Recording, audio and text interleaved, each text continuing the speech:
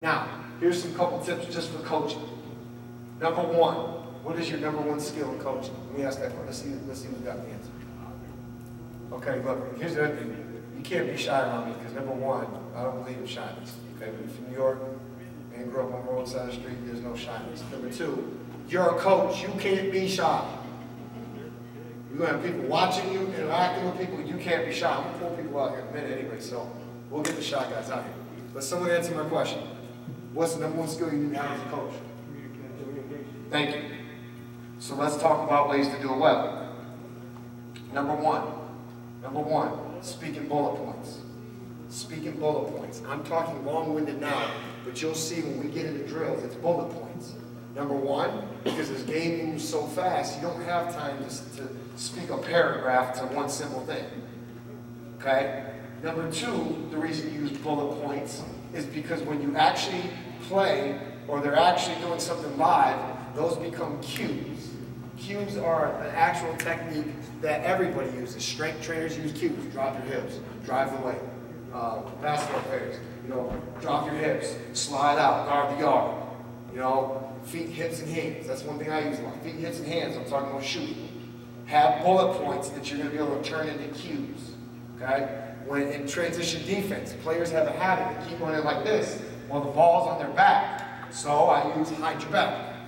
Hide your back. So when my players hear me yelling at the game, they know, oh, I got to turn in transition. Instead of me in the middle of a game going, hey, turn around in defensive transition. It's not going to work. Half the time they don't hear you anyway, so you might as well have something they can catch. Number two, again, this is the Twitter generation. Speaking tweets. Speak to what they know. They get short bursts. You don't get long-winded speeches anymore. Speak in bursts. Especially kids. Right? We're talking little kids here. Right? There's a difference. I tell my son, you really should go to your room because it's the right thing to do, or I just say, go to your room. Go to your room works a little better, right? Then we can talk about why later.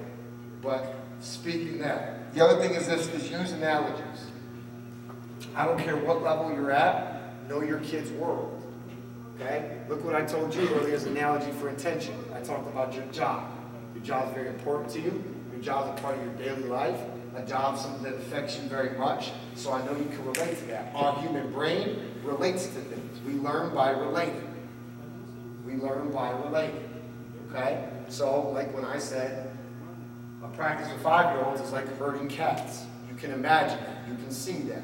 The other thing is our kids are visual more than anything else because they have a screen in front of their face more than anything else. So use analogies that they can use. Learn what shows they're watching. I'll help you out. They watch Dinosaur Train. Do all of you have a kid on the team?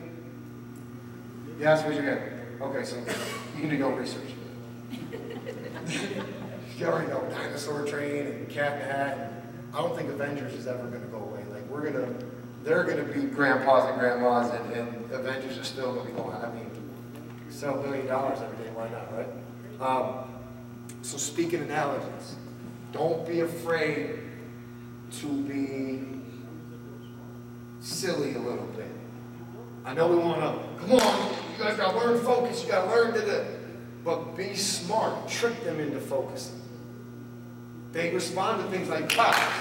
They respond to things like, if you tell them 2 claps, they'll do it. And now you got their attention. And be ready to say what you're going to say. Find different ways to do things. Make everything you can a game. And that works for all levels. I had this lazy guy, former NBA player playing overseas now.